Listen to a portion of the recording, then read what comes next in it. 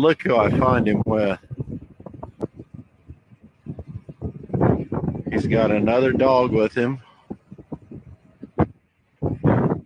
But oh wait, he's got a goat in tow.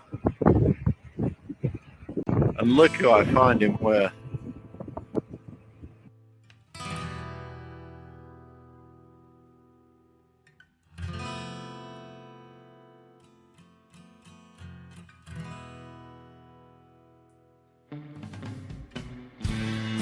Well, hello there, partner.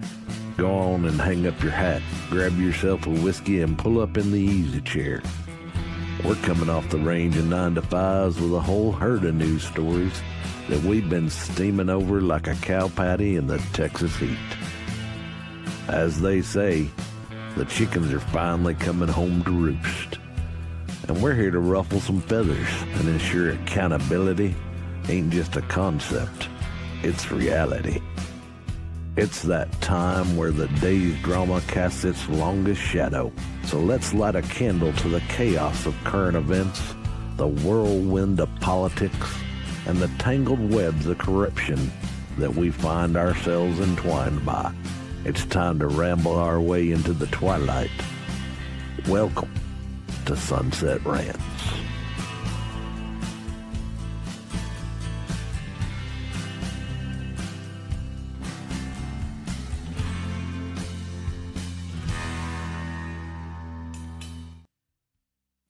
Hello, everybody. Welcome back to Sunset Rants. It's Monday, 9 p.m. Eastern, so you already know it's myself, Biddy, with my co-host here, Valley. Hey, girl. Hey, I'm not used to being on this side. I'm like, I know. Normally on the other side. Hold on, wait. Oh, there we go. There we go. Everything's back to normal. Yes. We had an incident last week where my new Yeti mic just stopped working. So yeah, I'm going through my laptop audio right now. Audio issue seems to be like the constant issue always with everything and anything. Yeah. Right. So hopefully you guys can hear me okay, but glad to be back. We have a lot of different stories to get into today. Absolutely. Yes. Yeah. So we're starting off with the big story. Ukraine's drone blitz exposes Putin's weakness. Oh boy, the ongoing. So Ukraine's massive drone attack deep inside Russia lays bare Putin's vulnerability is coming to you from NBC News. It was a stunning, audacious attack whose widespread effects are only just becoming clear. Ukraine managed to smuggle 117 aerial drones on the backs of trucks that deposited them at the perimeter of 4 Russian air bases, one of them deep inside Siberia, some 2,500 miles from Ukraine's borders, according to Ukrainian officials. While there are differing accounts on the extent of the ensuing damage of Sunday's, quote, spiderweb operation, Ukrainian President Vladimir Zelensky said that 40 Russian aircraft, 34% of Russia's strategic cruise missile carriers were hit. Ukraine's security service, the SBU, put the estimated cost to the Kremlin at $7 billion. Some military commentators and pro-Russian bloggers have called it the country's Pearl Harbor, a reference to Japanese attack in 1941 that saw the United States enter World War II. Don't like that.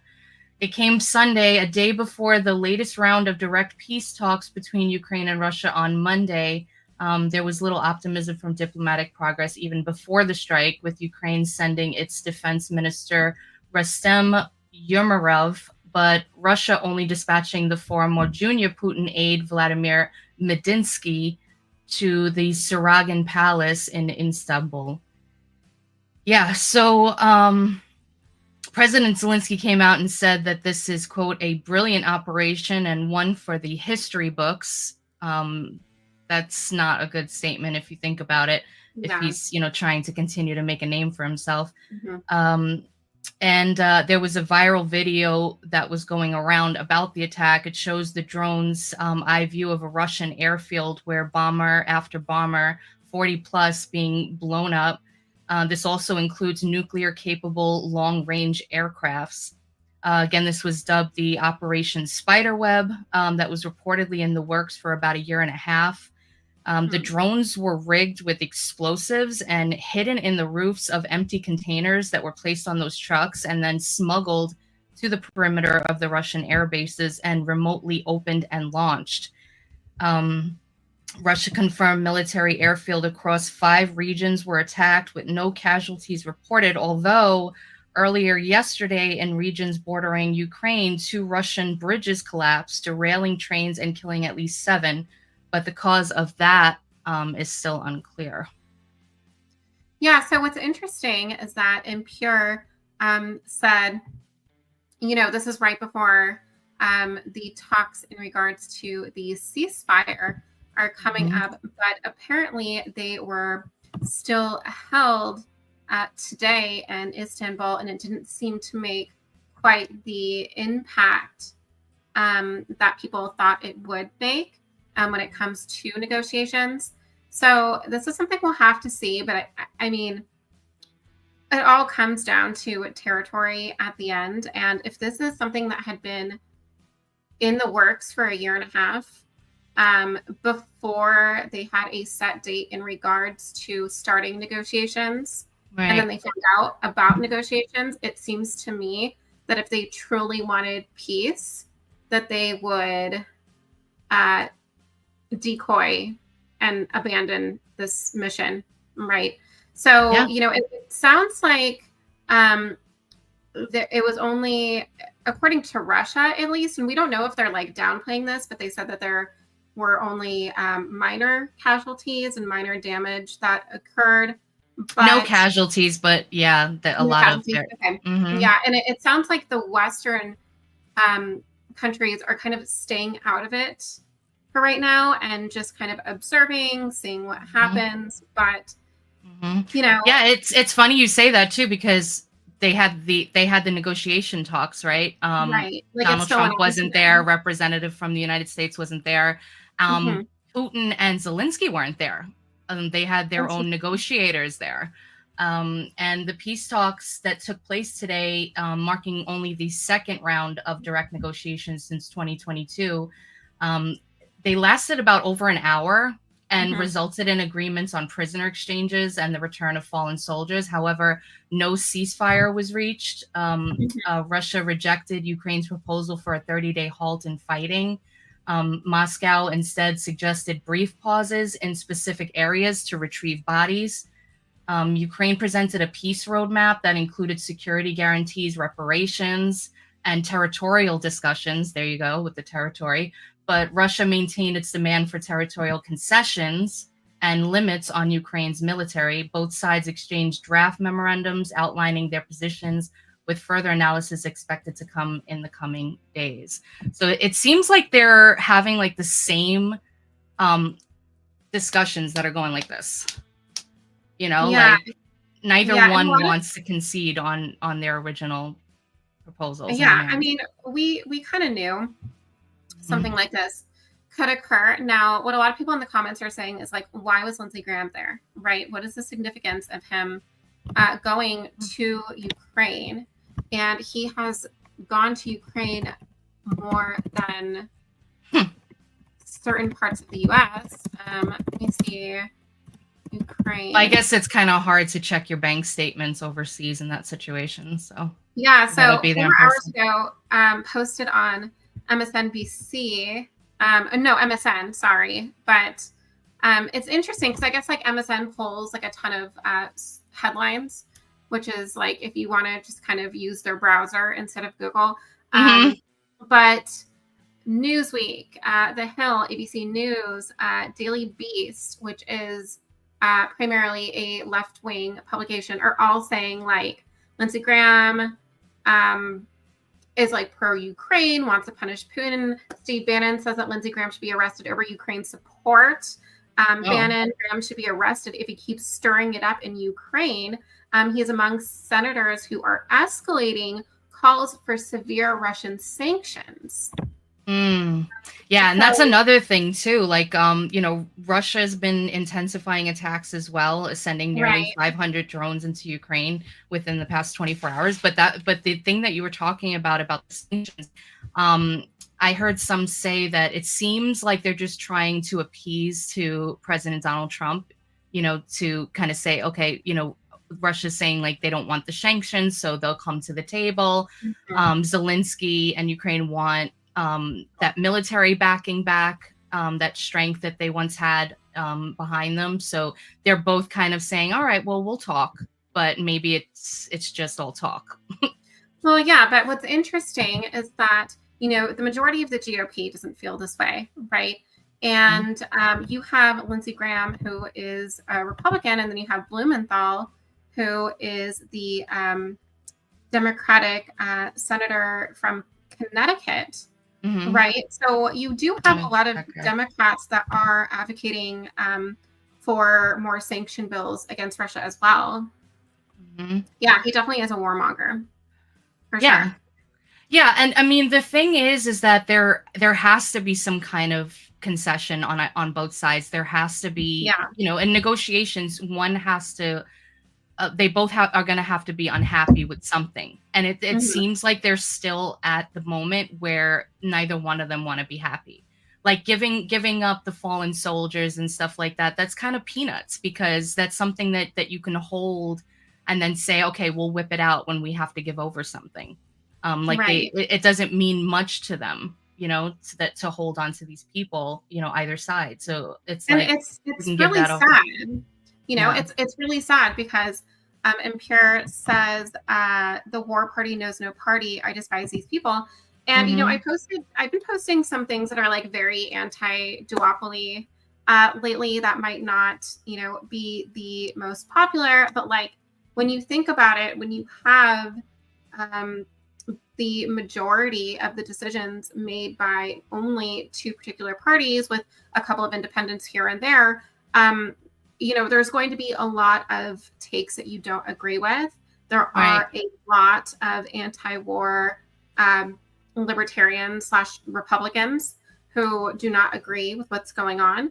And then you do also have a lot of pro-Ukrainian conservatives, right? So, you can't appease anyone, but at the same time, like, people are still dying. This has been going on consistently since 2014. And it all has to do with, whether or not Russia is going to expand on this territory and the Western civilization getting involved, right? Seeing if the West continues to look from afar or if they are going to escalate this. Just off the simple fact that they're trying to dub this another Pearl Harbor. It's like they're still trying to push World War III. They're still trying to have that marker, so that way, if it does pop off to that, God forbid, then they can go back and say, this happened, that happened, and that's how we got here. And it's history doesn't repeat itself really, but it rhymes and all this BS. But it's just like who controls the narrative and who's pushing all of this. And it seems like it's always about money. At the end of the day, like for these two regions, it is about territory, but the people that are pushing this, it's all about money and contractors and like the warlords. So they are not going to want to give up their kitty. They're not going to want to get rid of that. And the obsession with money is the root of all evil, and they're obsessed with it, and they are fine with evil being committed, but yet they'll come on television and they'll say, we have to protect the world from Russia, or we have to, stop Ukraine. They're getting too bold, or, this or that. But in reality, if you really cared about lives, you wouldn't try to continue to escalate this. You would try to find some common ground and push that rather than, say we need to fund more war. Yeah. But cool. I guess we'll see how this, plays out, in the coming days. I know they're planning to continue to talk and analyze the different peace talks from today in Istanbul. So I guess we'll see later in the week. So stay tuned right here throughout the week, and we'll bring you updates on that. But I know we got another huge story, probably the most tragic that's happened over the past few days. So This comes from, well, we got it from ABC News, but I did look across X and other social media platforms as well. Boulder attack suspect charged with federal hate crime said he wanted to kill all Zionist people, court documents.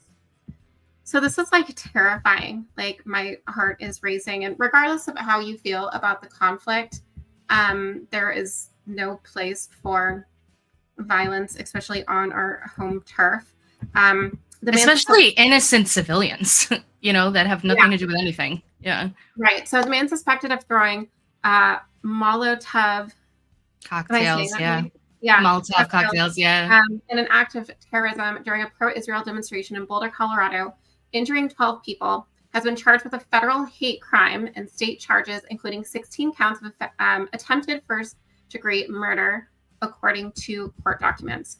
The suspect, 35-year-old Mohammed Soliman, told investigators he researched on YouTube how to make Molotov cocktails, purchased the ingredients to do so, and constructed them. Okay. He took a concealed carry class to learn how to fire a gun, but had to use Molotov cocktails for the attack after he was denied the purchase of the gun due to him not being a legal citizen. And this is like the problem, like YouTube. Right. YouTube takes down copyrighted material if you use like a song or like a movie clip for too long, but you're able to teach somebody how to create something like this. Right. And that's fine. Yeah. Yeah, essentially. He disguised himself as a gardener during the attack. Allegedly told police he wanted to kill all Zionist people and wish they were dead. Documents said Soliman stated he would do it again. And what's interesting is one of the main body shots that are circulating around when you and I were like first looking at the content, like he's very pale. So he is allegedly an immigrant from Egypt, but he is very pale, right? He almost looks white from afar. So he said this has nothing to do with the Jewish community and was specific in the Zionist groups supporting the killings of people on his land, Palestine, the state document said. However, the problem that I have with this is that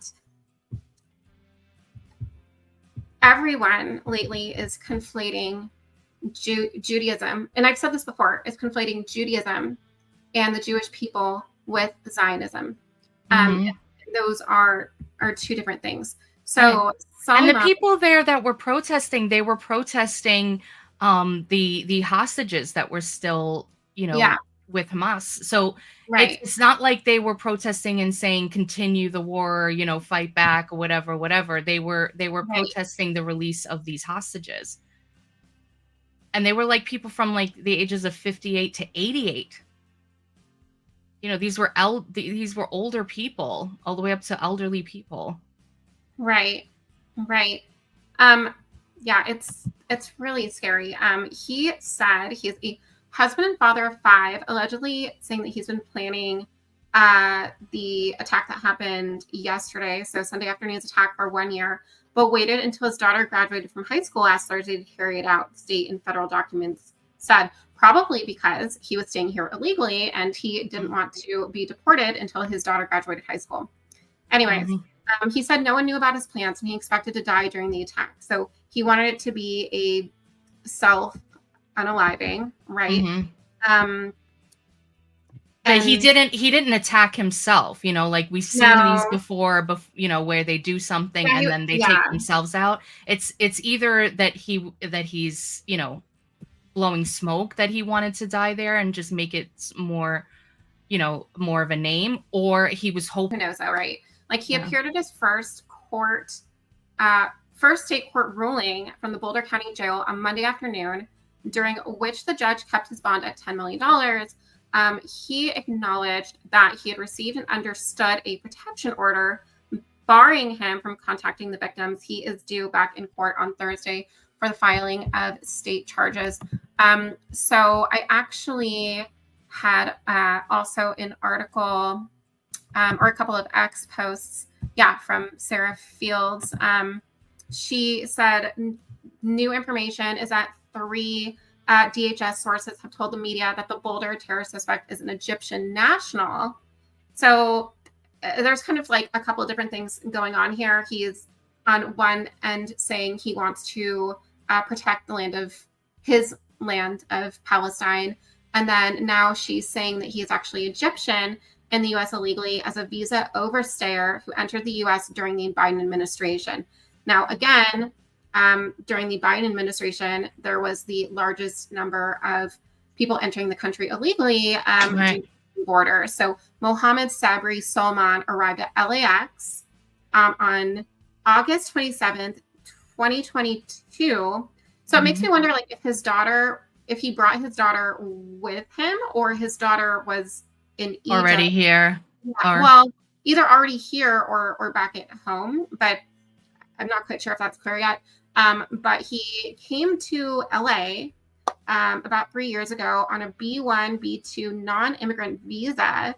If you remember the large debate regarding that just a few months ago.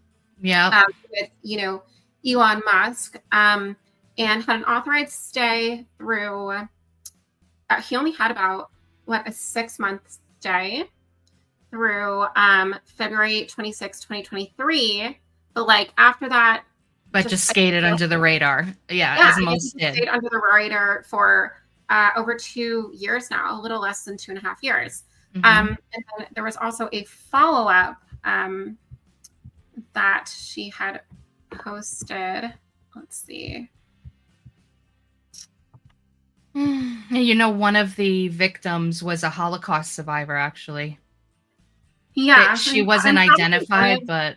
Yeah. Probably one of the last as well, which is like very disheartening to me because the more survivors of the Holocaust that are no longer with us, like the more history that they can recount it from their brain. History can be like manipulated. I know people already like constantly downplay the number of a genocide. Oh yeah, with all of that conspiracy theory crap going on about whether or not it actually happened. Yeah. So the Colorado legislature passed Colorado Senate Bill 276, which the Colorado governor signed on May 23rd, 2025. So just earlier this month. And the bill aims to protect undocumented immigrants by restricting state cooperation with ICE. Okay. There was a heated debate on the House floor, as there should be. The 22 House Republicans fought the bill, knowing the dire consequences. So not only was it unsafe for Colorado citizens, but it also strained Colorado taxpayers with over $544 million already spent on illegal immigration services. So Republicans tried to bring forth an amendment stating that if the bill violated federal law, it would automatically be repealed. But again, it was split in the House, and it was voted down by every Democrat. The sponsor of the bill was, Lorena Garcia, a far left Democrat who could be seen wearing a pin on her shirt that stated "Globalize the Intifada." Yeah. Scott. That's insane that somebody, an elected official in this country, is wearing something like that. That's absolutely insane. Yeah, Scott Bottoms, one of the few Republicans in the Colorado House, warned the legislature in a heartbreaking speech that eventually enough citizens would be brutally raped, injured. Everything's going to happen under these unsafe conditions, basically, and that the federal government would need to step in and pull funding until the issue was resolved. Basically, she is saying, look at Colorado. If your state's taken over by Democrats, this is what you have to look forward to. I suggest getting your act together. I think we can all agree that we need to get to the bottom of what's going on with tensions rising. Yeah. It's politics, mental illness, immigration. Yeah. It's a mixture of everything, because it's not, people talk about like sleeper cells that are possible. That's a huge possibility. You think about 4 years of people just flooding across the border, mostly unvetted, even though Mayorkas told us, swore up and down that that wasn't happening. Mm-hmm. But you have also the indoctrination of these college campuses with Marxist professors and people who push this kind of stuff, and allow this kind of rhetoric to just flourish and, fan those flames. So you have that in the mix. So even if you don't have sleeper cells that are people from foreign nationals that are here to do harm, you have actual American citizens that were born and raised here that are rooting for people like this, so it's right. It's bad. We have a lot of walking back that we need to do, and it's kind of weird too, because I always think of when you think of radical people talking about re-education camps and things that happened in the past. What, not going that far, but what are we supposed to do with all of these people that have been totally radicalized when their brains aren't fully developed, that have went through college campuses and have come out, went in kind of, semi-normal, maybe a little chip on their shoulder, and came out, ready to break windows and push people and hurt people and, or worse, in the name of other nations that hate America. What are we supposed to do? Are we supposed to play the long game of this? Are we what are we supposed to do? How long are we supposed to wait for it to all fix? Yeah, unfortunately, I think it is a several prong solution. Mm-hmm. And I don't think we're ever going to get everyone to agree. Right. We have the duopoly to divide us. It's like an A versus B mentality. And it's really, I think it's just really sad that, although I understand, I can understand to a degree why, I can understand why tensions are so high. I do. Right. But I can't get behind, The violence. Violence and targeting specific groups. Right. When they see these corrupt politicians not going to jail, they keep making laws. Yeah, they see the two-tiered system. Exactly. Bring back shame. And a lot of these people are graduating from college and they're going in, they're running for elections. Well, this particular guy wasn't. He was in his 50s. No. But I'm saying in general, across the board, is this happening? Where you see more radical people entering into our government and being in charge of voting on our laws. But just a couple of charges that I wrote down. So we have the 16 counts of attempted murder in the first degree. 8 of those counts were attempted murder with intent after deliberation, and the other 8 counts were attempted murder with extreme indifference. If convicted, he can face up to 384 years if it comes consecutive, and that's in state prison. He got 2 counts of use with incendiary device. If convicted and ran consecutive, is 48 years. 16 counts of an attempted use of an incendiary device. If convicted and ran consecutive, would be a maximum of 192 years. But a lot of people are asking, why isn't he being charged with terrorism? He's being charged with first-degree murder on all these counts and hate crime. So what are we gonna keep him here in one of our prisons, or is he gonna be deported to El Salvador? Or is he shouldn't he not be here anymore? We're just gonna keep him here in one of our jails. Hey, where did you get El Salvador though? No, I'm wondering because you're thinking of all the illegal immigrant that are committing crimes that are these harsh criminals that are being deported to El Salvador to go in the work camps. So I'm just wondering, if he's convicted of all these charges, he's going to spend life in one of our prisons. Yeah, I don't know. It also gets you thinking about Trump wanting to reopen Alcatraz. Mm-hmm. And it's I'm very interested in that because I'm wondering where his head is at with that. What is he planning for that place? I don't even think that it's feasible for anything like that to open within the next 5 years. Within his term. Yeah. Yeah, because you would have to completely rewire everything. You have to be able to have working electricity. You have to be able to have it has to be up to standards. Otherwise it's going to be a torture chamber. You know what I mean? But at the same time, I think I agree with Impure. I'd rather he spend his life here than have his conviction up in the air. If we try to send him to El Salvador, that would be complicated. Right. I mean, like we'd have to worry about him coming back or something, or yeah, maybe, I guess. or if he was sent off, like charges, I don't know, something like charges could be dropped or something like that. But let's move on. I just know that it's to the to Italy. Yeah, we're going to Italy now. Mm-hmm. Yeah. I just, the last thing I'm going to say about this is that having something like this that was a hateful, calculated attack at, a specific group of people. Protest, which is the run for their lives, highlighting the Israeli hostages. It's just. Yeah, it's just brutal. It's just brutal.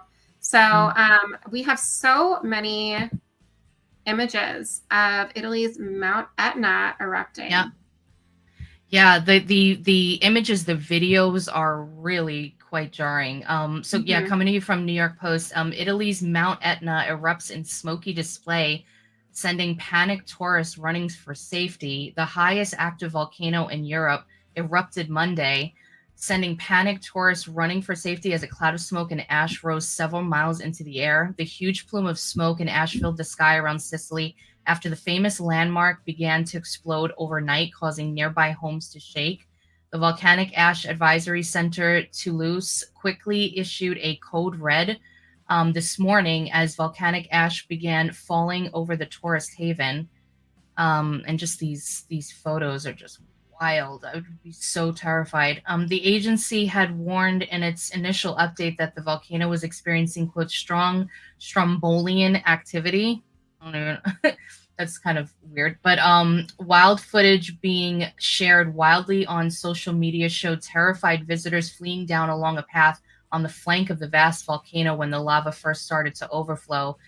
Another clip shared by a trekking guide showed the smoke thickening as it rose in the background. Ash plumes rose to at least 4 miles, according to the advisory center.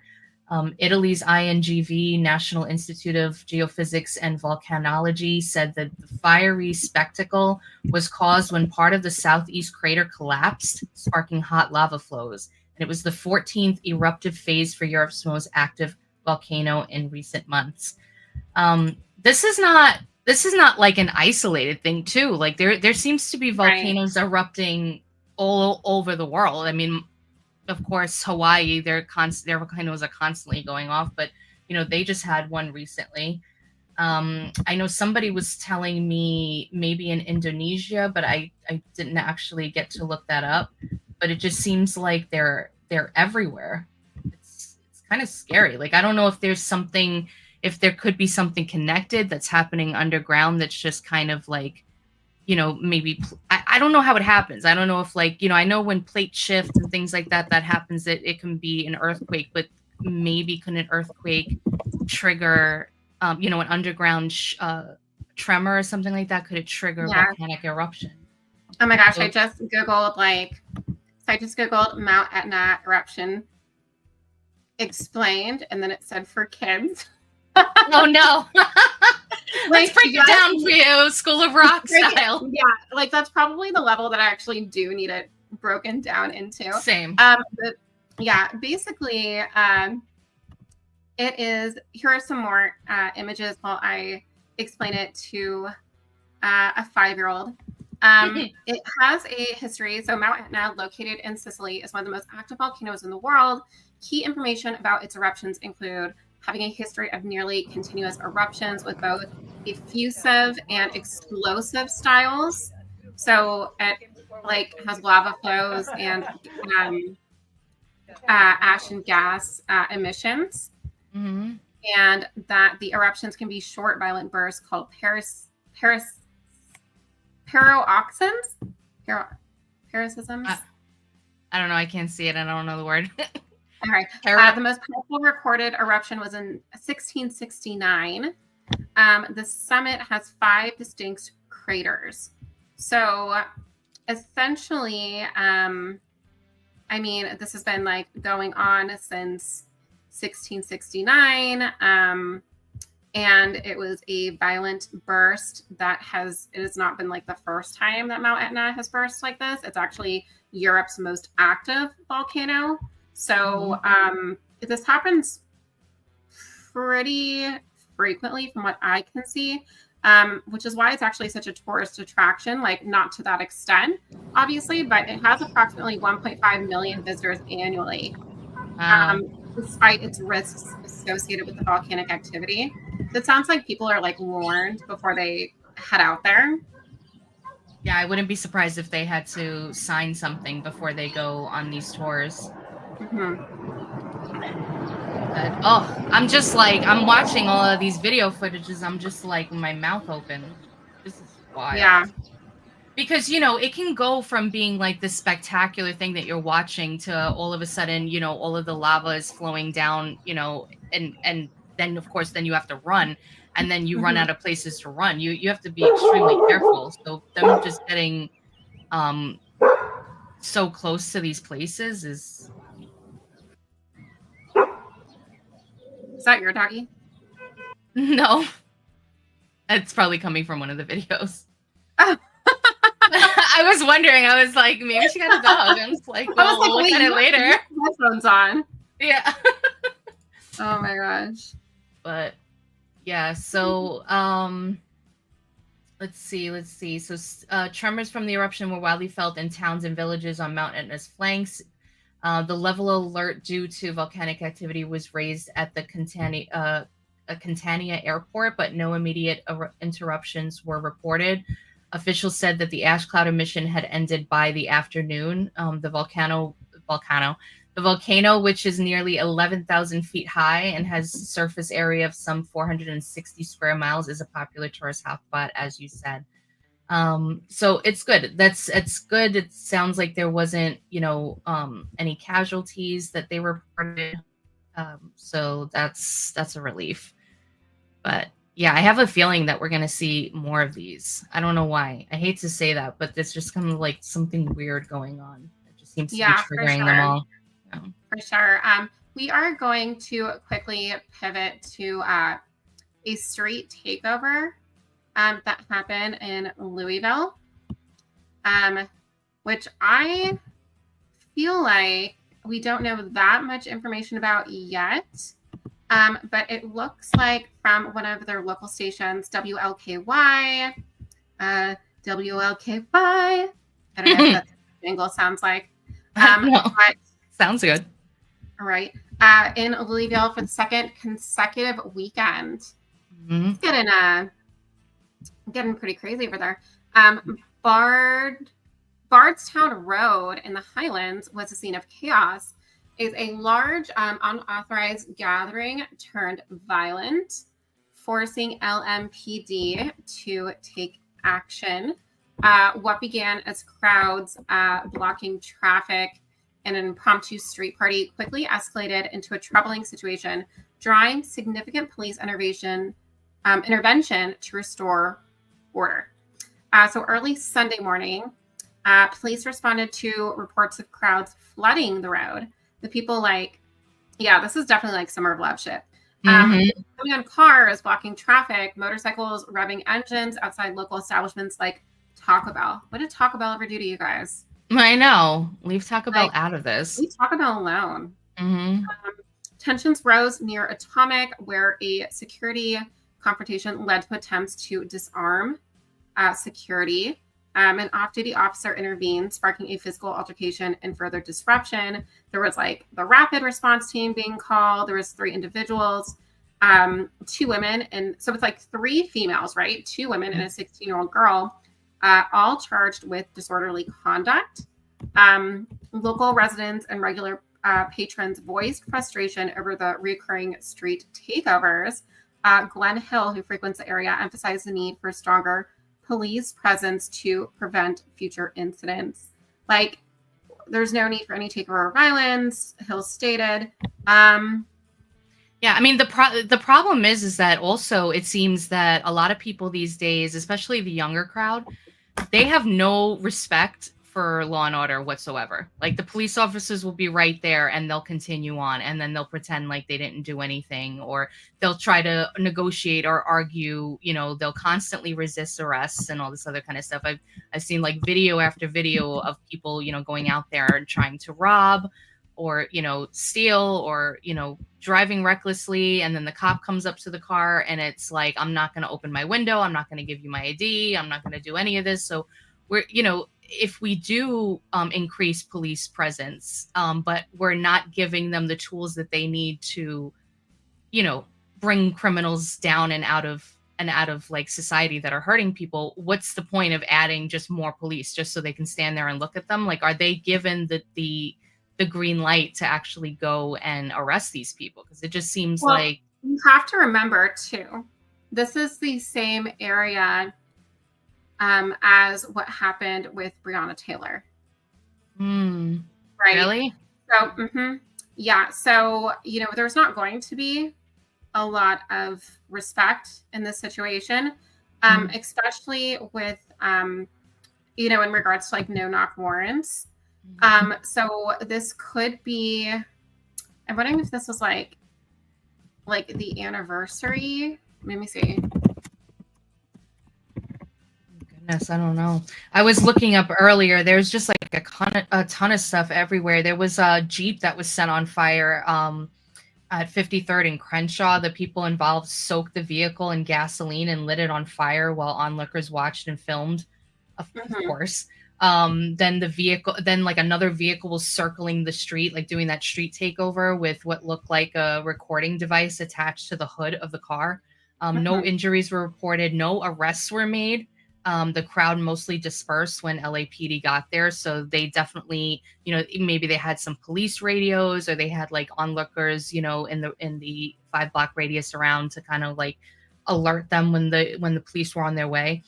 There was another street takeover event that they tried in Florida about 2 weeks ago when state troopers had to ram those vehicles to stop them and was able to make an arrest. And then a month ago in Chicago, there was drag racing and drifting in the streets, just, you know, more street takeovers. So this is like kind of like, you know, the summer's starting, it's June 2nd. And like you said, it's kind of like that summer of love crap. Like they're trying to ignite this to have like a really reckless, violent summer. Yeah, I mean, you know, I don't doubt that these aren't, to a degree, planned, coordinated attacks. But, you know, I do think this most likely has to do with Breonna Taylor. Like, you have to remember that the judge in the case ordered a release of the body cam footage in the case, and it shows how the police did fire at Breonna Taylor. Now, you know, the actual judge ruled that her boyfriend caused her death because he fired a shot at police the night of the raid. So that was the cause of her death legally. But again, a lot of people are arguing that due to, you know, the no-knock warrants. And yeah, I mean, you know, there are a lot of people, regardless of your political party, saying that is an excuse. So that could be a reason, since I don't see a reason otherwise for this going on. Others, well, like also the 5th anniversary of George Floyd's death, that was about a week ago. And, you know, all of these things have kind of been progressing over the past month. Right. I mean, Phil Palmer, who, what was his, I don't know what his role is. I think he's with the police department, but it looks like Chief Paul Humphrey and Phil Palmer suggest implementing stricter measures such as curfews and early closing times for bars. These bars should close by 1:30 or 2, like in Lexington. That might help the disruptions. Like, what time do the bars close? Because I feel like most places have bars doing last calls at like 1:30. Do they not? I would think so. I mean, it's not like when I was younger where everything was like until 6 a.m. Now it's like 2 a.m. New York is open till like 3 maybe. But I feel like generally, it's been a while since I went out, but yeah, probably. Yeah, I think generally speaking, all night here. What, in West Virginia alone? But you know, generally speaking, I thought bars closed at like 1:30 or 2, and they're saying that would be an earlier curfew than what they currently have going on in Louisville. So that could be a possible solution, although, it's still at night, right? So in response to the mounting pressure, Chief Humphrey assured the public that the LMPD is taking steps to manage potential future disruptions before they escalate. Measures include increased patrols along Bardstown Road on Friday and Saturday nights and access to certain parking lots on the weekend. And Councilman Ben Reno Weber just kind of echoed the commitment to like public safety, said there's going to be confirmed increased police, stricter rules, visibility. Hopefully, we shall see. Yeah. Hopefully this remains a safe and enjoyable hub for locals and visitors alike. Yeah, because I do have friends who actually moved to the Louisville area because they wanted to be in a closer proximity to Nashville, but wanted to be in a more affordable area. We get a lot more of these protests during Trump than when Biden was in office. Curious about that. Mm-hmm. Yeah. Well, and that comes to the point where, is this politically motivated, and are these coordinated? Yeah. So, yeah. And it could be coordinated, just like a couple of people just like running on in and, getting everybody all hot under the collar. But it's that time of the show where we're going to just pivot over to our caption this game. So let's have a little palate cleanser.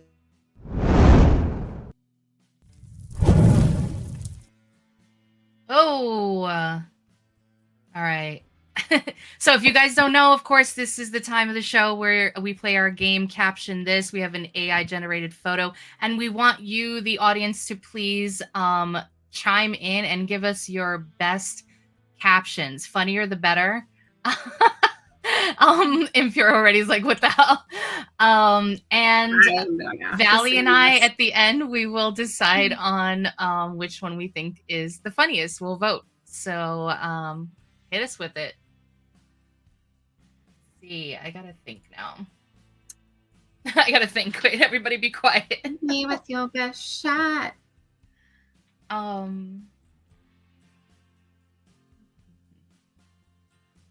Okay. Mercury.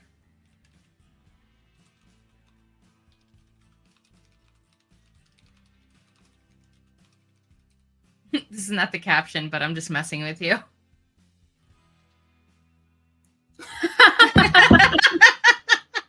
I had to get it out of my head, otherwise I'm just how many times a day people are like, "Did you drink water today?" And I'm like, I had tea. You have like PTSD now, yeah. No, that tea actually looks good. Does this count? It's liquidy. I mean, one of it's coffee, so it's a dehydrator. But... Yeah.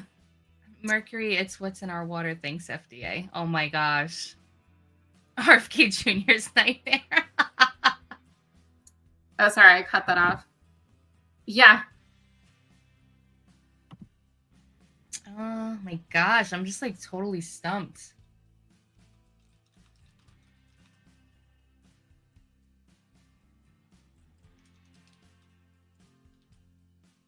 Wait, I can't spell. Oh my god.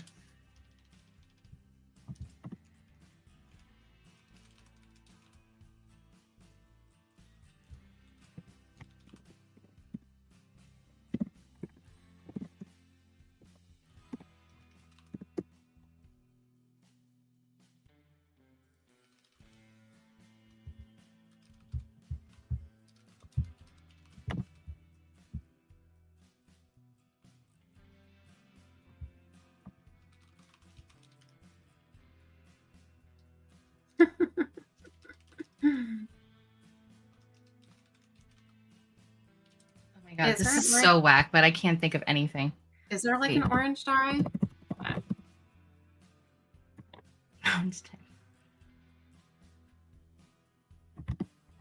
Oh my god, side effects may include inflation, misinformation, and delivering your soul in under 30 minutes.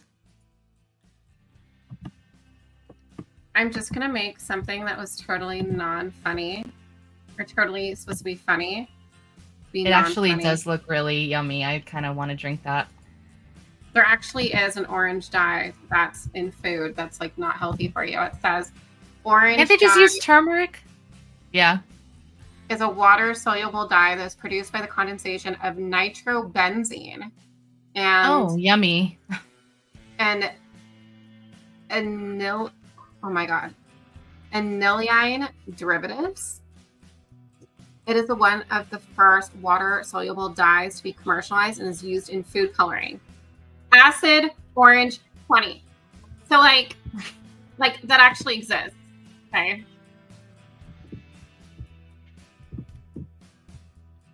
It's crazy. I wonder how everything's gonna taste when everything, like all of the stuff, is eventually taken out of all of this. Yeah. We're probably gonna be like upset about how weird everything tastes, but it'll be healthier.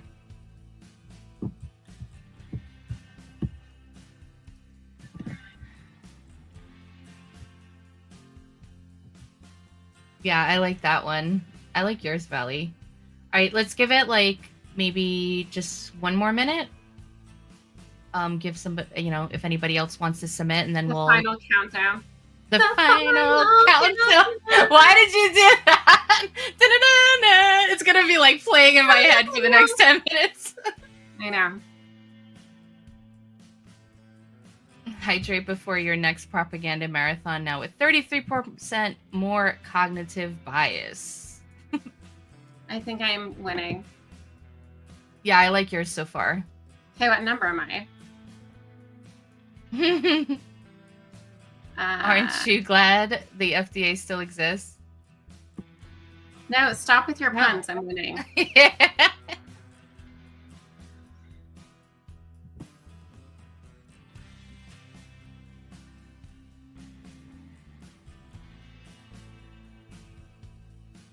All right.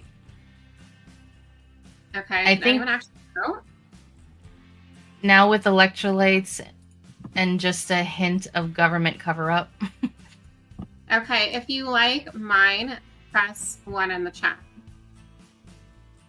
Where is yours? It's all the way at the top. Okay, so yeah, you like yours, obviously. I like yours. I think that was the best one. Yeah.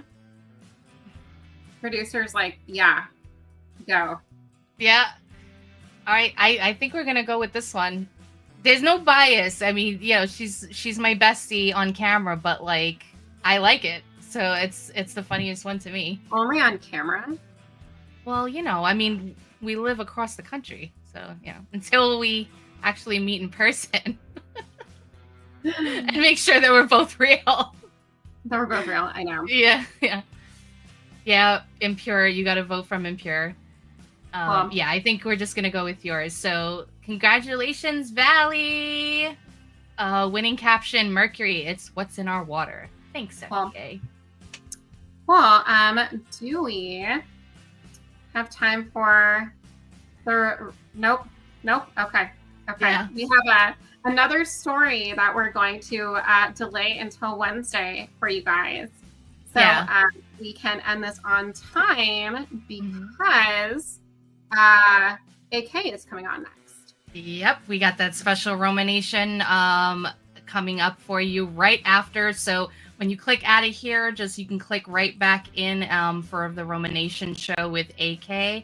And of course, we got our website. Don't ever forget about that. That's riseofmiddleamerica.com. You can go there and see all of our latest videos. You can meet all of our hosts. You can join the Discord through there. You can get links to our Rumble, our X, our YouTube. We have the Q&R code up at the top of the screen. You can use that and be all fancy and new age to get there. But yeah, of course, always bring it right here at 9 p.m. Eastern Standard Time, Monday through Thursday. We have FAFOs on Friday, and we are going to be working on our next episode of Facts and Sass. Hopefully you guys saw the last episode, the Puppet Masters of Hollywood. So we're going to continue that series. We're going to be working on that for you guys. So keep tuned for that. Any last words, Valley? You said them all? Nope, I think you pretty much nailed it. So we will keep you guys in the loop. I hope you guys are having a great week so far, and we will see you on Wednesday. Bye. Bye. So I got to thinking, there's MAHA, Make America Healthy Again. MAGA, Make America Great Again. But what we really need to do is make America follow the Constitution again. Motherfucker.